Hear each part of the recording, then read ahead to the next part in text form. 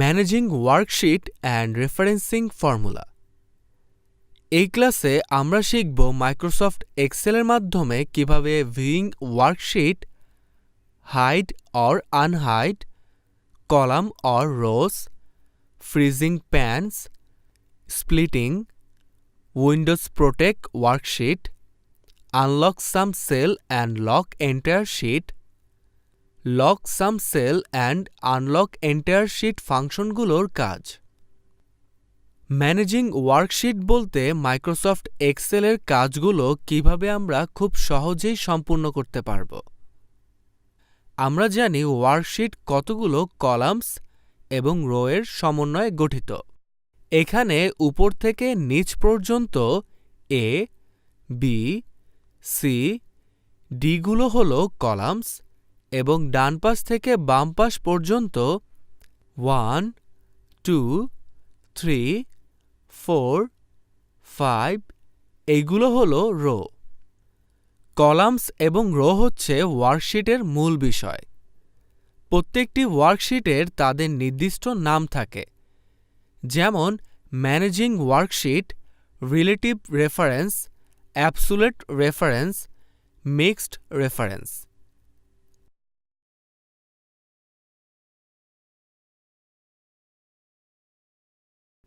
নতুন একটি worksheet open করলে তখন বাই ডিফল্ট 3টি ওয়ার্কশিট দেখতে পাব।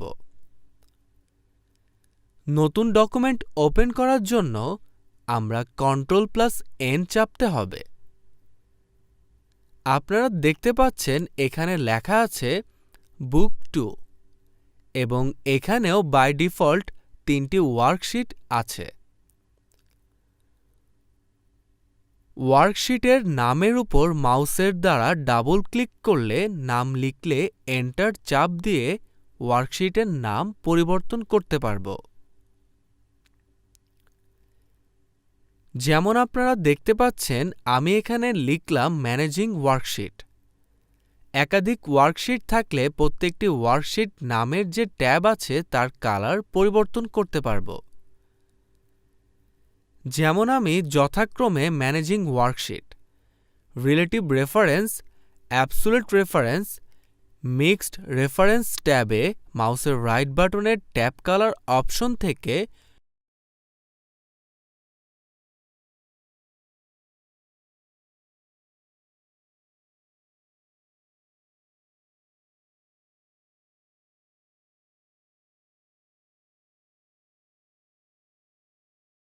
Olive green accent lighter 40%, dark blue text to lighter 40% colour select করলাম। আপনারা দেখতে পাচ্ছেন কিভাবে কালার পরিবর্তন হয়ে গিয়েছে। এভাবে আমরা প্রত্যেকটি ট্যাবের কালার পরিবর্তন করতে পারব। Ctrl+F11 প্রেস করে নতুন ওয়ার্কশিট অ্যাড করতে পারব।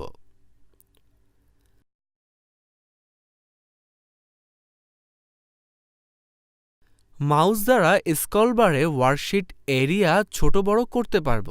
ওয়ার্কশিটটি শীট ভিউয়ের বাইরে থাকলে ওয়ার্কশিটের বাম পাশে নিচের দিকে একেবারে কর্নারে 4টি চিহ্ন আছে, 2টি ডান দিকে ও 2টি বাম দিকে মুখ করা। ডান পাশের প্রথম চিহ্নের উপর মাউসের মাধ্যমে ক্লিক করলে আমরা যে শীটগুলো ওপেন করছি তার প্রত্যেকটি শীটের নাম অনুসারে শো করবে।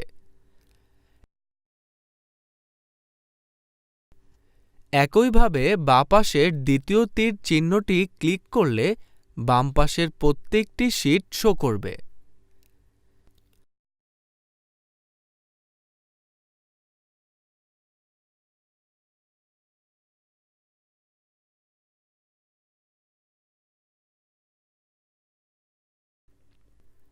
ডান পাশের দ্বিতীয় তীর চিহ্ন ক্লিক করলে একইভাবে শেষের শীটটি এবং বাম পাশের প্রথম শীটটি ক্লিক করলে প্রথম শীটটি শো করবে।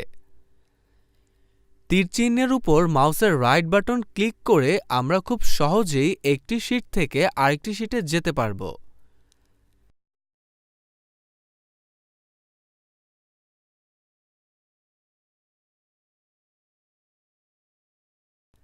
যেমন আপনারা দেখতে পাচ্ছেন আমি এখন অবস্থান করছি শীট 3 তে চিহ্নের উপর মাউসের রাইট বাটন অপশন থেকে ম্যানেজিং ওয়ার্কশিট ক্লিক করে ম্যানেজিং ওয়ার্কশিট ট্যাবে চলে আসলাম।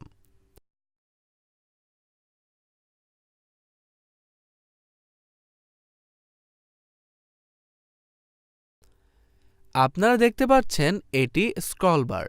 স্ক্রল বারের মাধ্যমে আমরা কলাম ডান দিক থেকে বাম দিকে আবার বাম দিক থেকে ডান দিকে যেতে পারি। এটি হচ্ছে রো বার। এটির মাধ্যমে রো এর উপর থেকে নিচের দিকে যেতে পারি।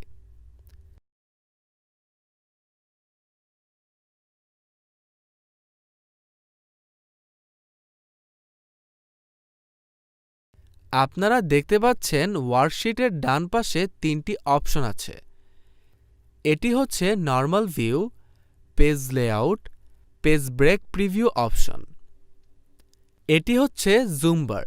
মাউস দিয়ে ধরে ডান দিকে নিলে জুম ইন হবে এবং বাম দিকে নিলে জুম আউট হবে।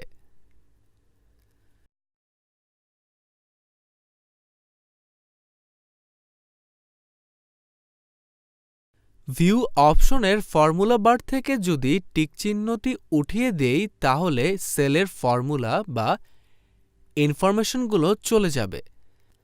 আবার টিকচিহ্ন বসিয়ে দিলে ইনফরমেশনগুলো শো হবে।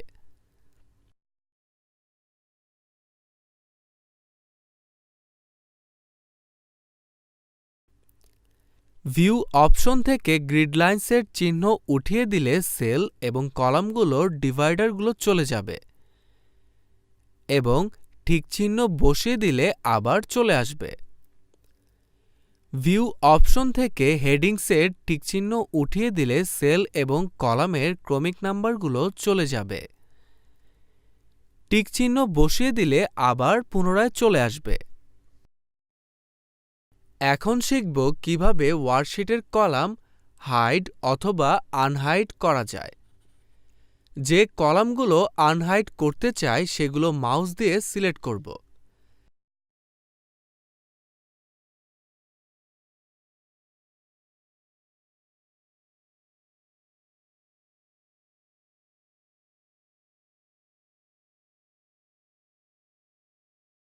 একাধিক কলাম সিলেক্ট করার জন্য কিবোর্ড থেকে কন্ট্রোল চেপে মাউস ধরে সিলেক্ট করব।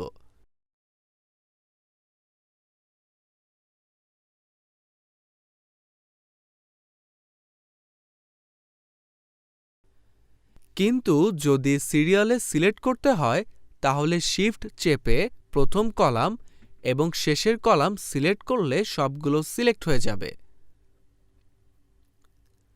আপনারা দেখতে পাচ্ছেন আমি কলাম সি থেকে জি পর্যন্ত সিলেক্ট করলাম এবং মাউসের রাইট বাটন থেকে হাইড অপশন ক্লিক করে কলামগুলো হাইড করলাম।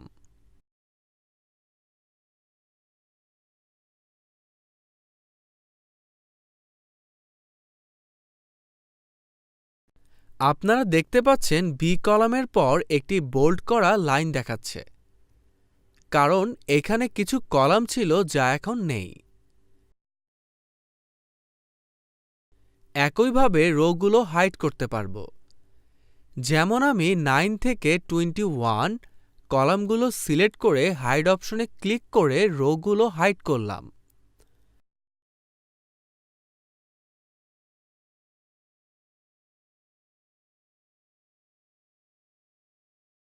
কলাম এবং রো আনহাইড করার জন্য সবচেয়ে সহজ উপায় হল ওয়ার্কশিটটি অল সিলেক্ট করলাম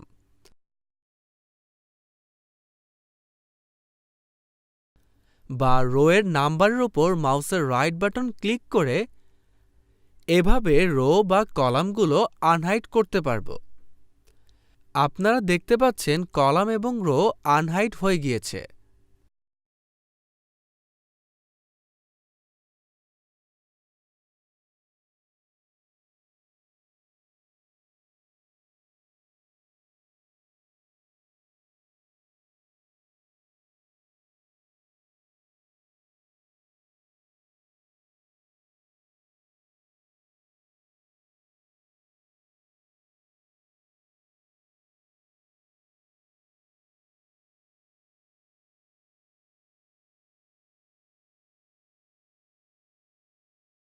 এখন শিখব কিভাবে ফ্রিজিং প্যানস অথবা আনফ্রিজ প্যান করা যায়।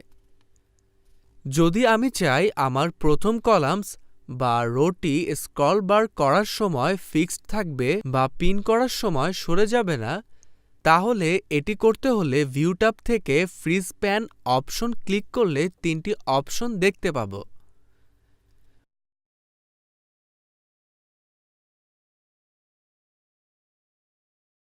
প্রথম অপশনটি ক্লিক করলে কলামস ও রো দুইটি ফিক্সড হবে।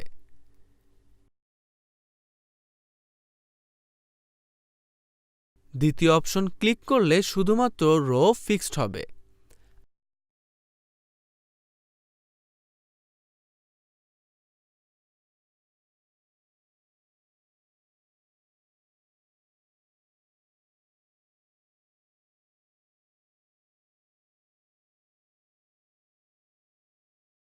আপনারা দেখতে পাচ্ছেন দ্বিতীয় অপশন ক্লিক করার পর প্রথম রোটির নিচে একটি আন্ডারলাইন তৈরি হয়ে গিয়েছে এবং রোটি ফিক্সড হয়ে গিয়েছে। আমি স্ক্রল করলে দেখা যাচ্ছে প্রথম রো ব্যতীত অন্য সকল রো একের পর এক শো করছে।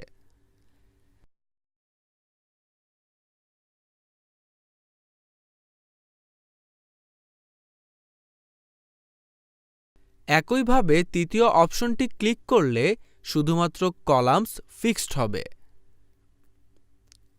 এবং স্ক্রল করলে দেখা যাচ্ছে প্রথম কলাম ব্যতীত অন্য সকল কলাম একের পর এক শো করছে। এখন আমি B9 সেলটি সিলেক্ট করে প্রথম অপশনটি ক্লিক করলাম, আপনারা তা দেখতে পাচ্ছেন।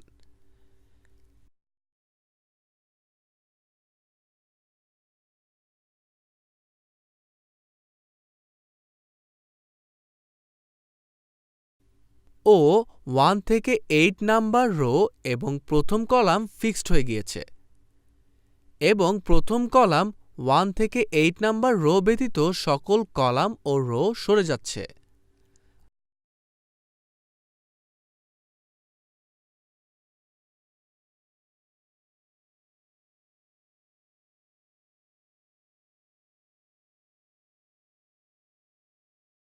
আনফ্রিজ প্যান করতে হলে একইভাবে ভিউ ট্যাবে ফ্রিজিং প্যানস অপশন থেকে আনফ্রিজ প্যানি অপশন ক্লিক করলে আনফ্রিজ প্যানই হয়ে যাবে।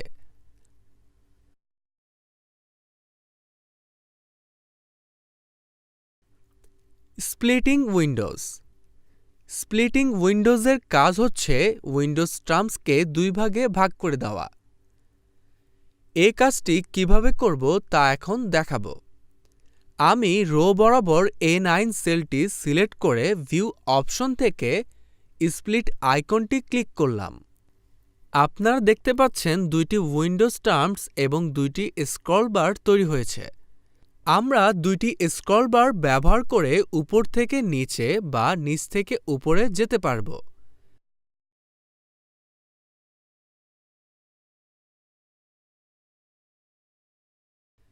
যখন আমাদের অনেক তথ্য থাকবে তখন অল্প সময়ের জন্য উপরের তথ্যের সাথে নিচের তথ্যের কম্পেয়ার করার জন্য স্প্লিটিং উইন্ডোজ অপশনটি কার্যকরী।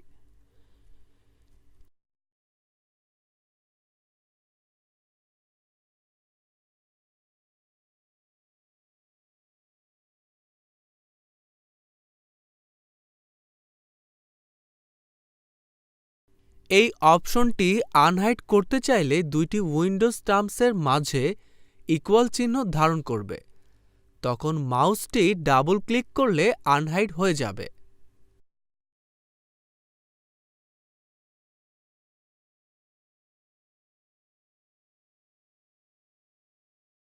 একইভাবে কলাম বরাবর C1 সেলটি সিলেক্ট করে স্প্লিট অপশনে ক্লিক করলাম। আপনারা দেখতে পাচ্ছেন দুইটি উইন্ডোজ টার্মস এবং দুইটি কলাম বার তৈরি হয়েছে। একইভাবে আমরা স্ক্রল করে দুইটি উইন্ডোজ টার্মস ও তথ্য কম্পেয়ার করতে পারব।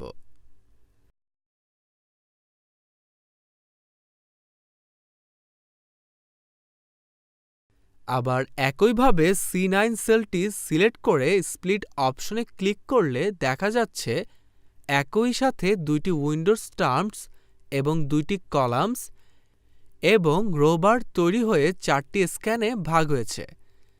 এভাবে আমি 4টি স্ক্যান নিয়ে কাজ করতে পারব।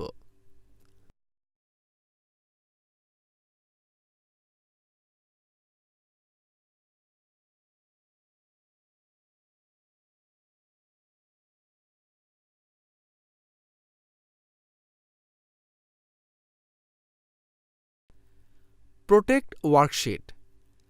আমরা শিখব কিভাবে ওয়ার্কশিট প্রোটেক্ট করতে হয়। শীটের নামের উপর মাউসের রাইট বাটন ক্লিক করে প্রোটেক্ট ওয়ার্কশিট অপশনে ক্লিক করলে একটি ডায়লগ বক্স আসবে। এখানে পাসওয়ার্ড টু আনপ্রোটেক্ট শীট বক্সে পাসওয়ার্ড দিয়ে এন্টার চাপলে reenter password to proceed বক্সে কনফার্ম পাসওয়ার্ড দিতে হবে। যেমন আমি পাসওয়ার্ডটি 123 দিলাম। এরপর এন্টার চাপলে এই শীটটি সম্পূর্ণ প্রোটেক্ট হয়ে যাবে। আপনারা দেখতে পাচ্ছেন আমি কোনো ডেটা অ্যাড বা এডিট বা কপি ও পেস্ট করতে পারবো না।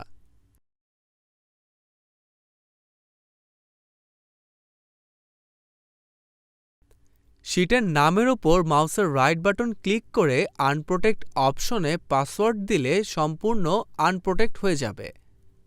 আমি শীটের কিছু অংশ এডিট করার জন্য এবং বাকি অংশ প্রোটেক্ট করে রাখতে চাই।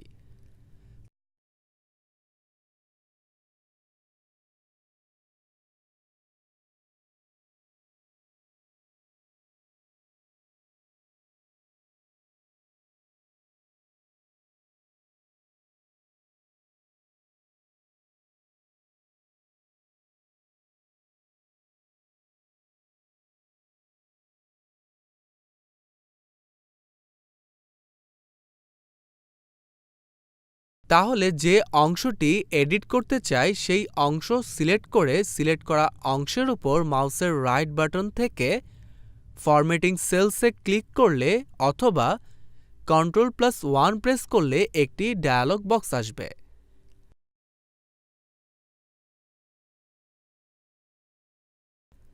ডায়লগ বক্সের প্রোটেকশন অপশনে লকড অপশন থেকে ঠিক চিহ্ন তুলে দিয়ে ওকেতে ক্লিক করব। এরপর একইভাবে শীটটি প্রোটেক্ট করলাম।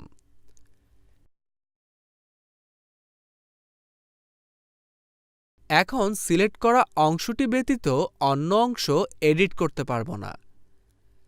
আমরা আবার একইভাবে আনপ্রোটেক্ট করতে পারব।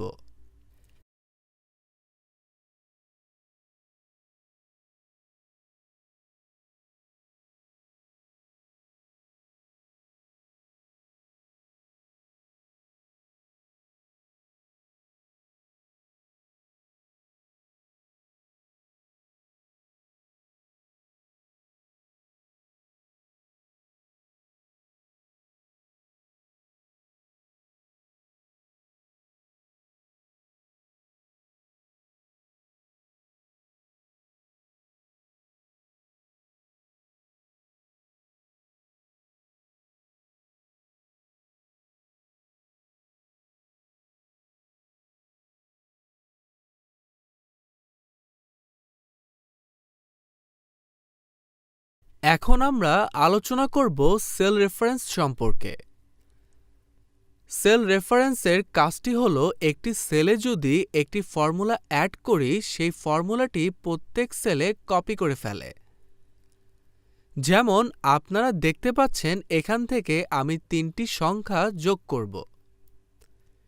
যোগ করার জন্য ফর্মুলাটি হলো equal some first bracket on D5 F5 first bracket of লিখে এন্টার চাপ দিলে 3টি সংখ্যার যোগফল শো করছে 2 3 4।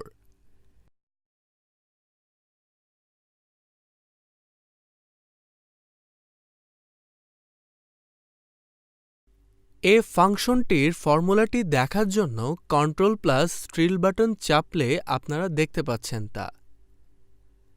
ট্রিল বাটনটি হল কিবোর্ডের বাম পাশে স্ক্যাপ বাটনের নিচের বাটনটি। এখন কপি ড্র্যাগ ইন ফিলের মাধ্যমে প্রত্যেকটি সেলে ফর্মুলাটি কপি করলাম।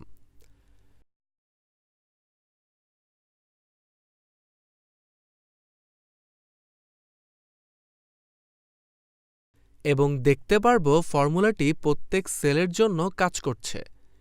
আবার কন্ট্রোল প্লাস টিল বাটন চাপলে আমরা দেখতে পাচ্ছি প্রত্যেকটি অংশে যোগফল চলে এসেছে।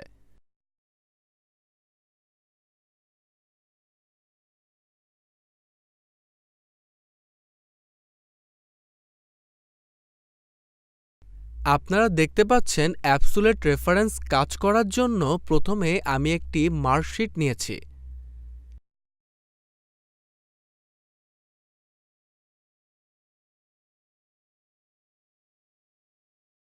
এখানে পার্সেন্ট বাহির করতে হলে আমাদের যে কাজটি করতে হবে ইকুয়াল D5 অথবা D4 ভাগ করি, তাহলে দেখা যাচ্ছে যে 75% চলে এসেছে।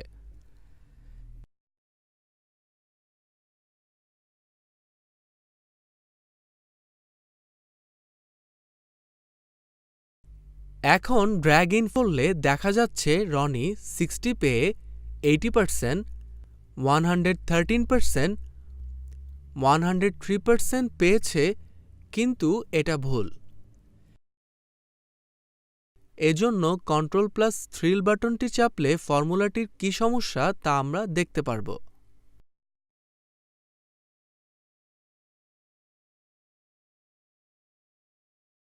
প্রথমে আমরা 75 কে 100 দিয়ে ভাগ করেছিলাম, তাতে দেখা যায় 75% সঠিক উত্তর দিয়েছে। কিন্তু যখন ড্র্যাগ ইন ফিল করেছি তখন 60 কে 75 দ্বারা ভাগ করেছি, তাই ভুল উত্তর দিয়েছে। এখানে প্রত্যেকটি রেজাল্টকে 100 দিয়ে ভাগ করতে হলে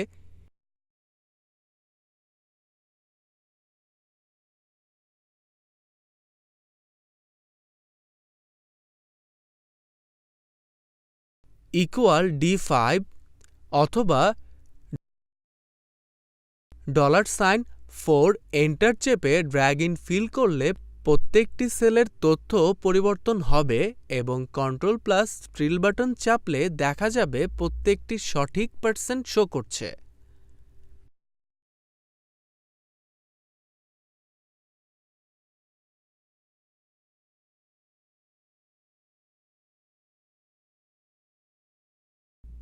মিক্সড রেফারেন্স। আপনারা দেখতে পাচ্ছেন মিক্সড রেফারেন্স সম্পর্কে জানার জন্য একটি কলাম নিয়েছি। এখানে আমি 1 এর সাথে 10 গুণ, 2 এর সাথে 10 গুণ, 3 এর সাথে 10 গুণ, 4 এর সাথে 10 গুণ, 5 এর সাথে 10 গুণ করব।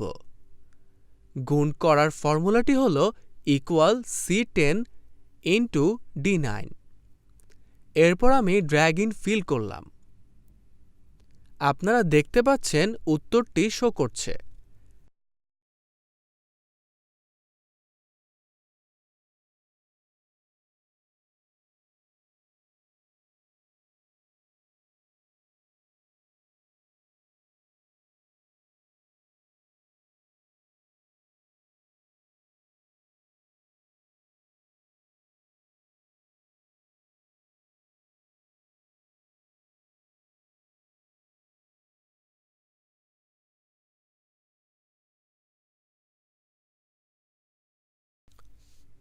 ফর্মুলাটি সঠিক কিনা তা জানার জন্য কন্ট্রোল প্লাস টিল বাটন চাপলে দেখতে পারবো ফর্মুলাটি ভুল। সঠিক ফর্মুলাটি হল ইকুয়াল $C$10 ইন্টু D9। এবার ড্র্যাগ ইন করলে সঠিক মানটি দেখতে পারব। এই ক্লাসে আমরা আরও শিখব কিভাবে মিক্সড রেফারেন্সের কাজ করা হয়। আমি একটি চার্ট নিয়েছি।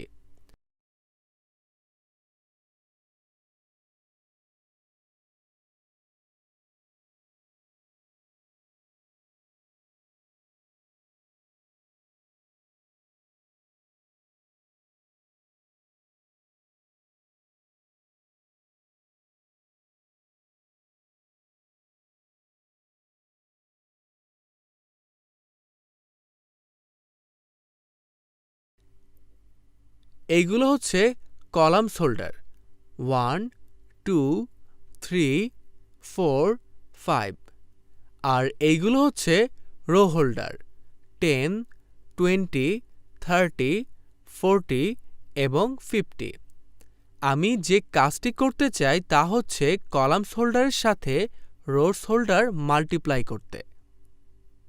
এই কাজটি কিভাবে করতে হয় তা এখন আমরা শিখব। আমি এখানে ইকুয়াল D9 ইন্টু C10 এই ফর্মুলাটি লিখে এন্টার চাপ দেওয়ার সাথে সাথে সঠিক উত্তর দেখাচ্ছে।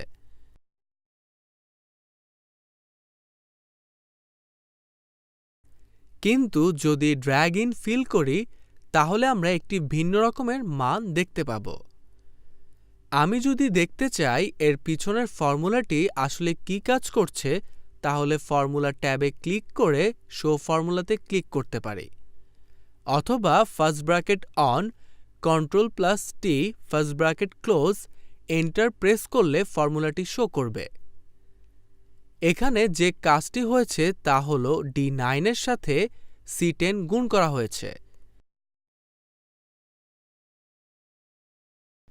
কিন্তু আমি চাই D9 সেলের সাথে পরের সেলগুলোর গুণ হবে। তার জন্য সেলগুলোকে ফিক্সড করে দিতে হবে।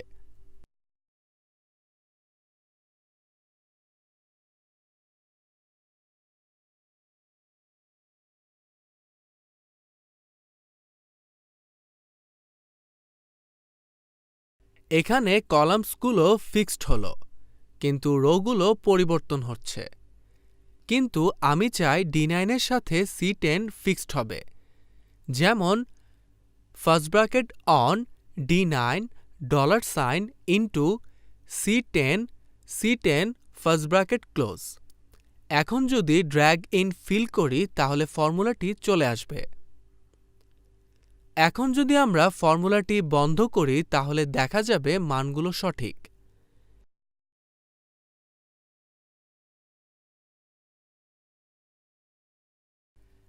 এখানে আমি যে বিষয়গুলি চাই তা হল 1 এর সাথে 10 গুণ হবে, একইভাবে প্রত্যেকটির সাথে 1 গুণ হবে। কিন্তু যখন ডান পাশে ড্র্যাগ ইন ফিল করব মানগুলো সঠিক দেখাচ্ছে না।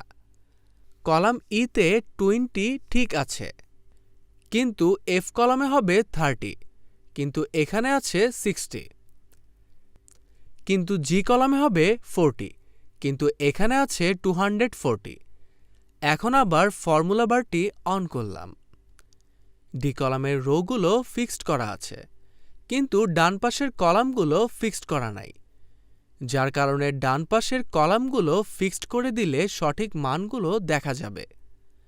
যেমন first bracket on E9 $sign into C$10 first bracket close. আবার F কলামের ক্ষেত্রে first bracket on F9 into C$10 10 first bracket close. একইভাবে G কলামের ক্ষেত্রে first bracket on G9 $sign into C$10 10 first bracket close. এভাবে আমি mixed reference ব্যবহার করতে পারি।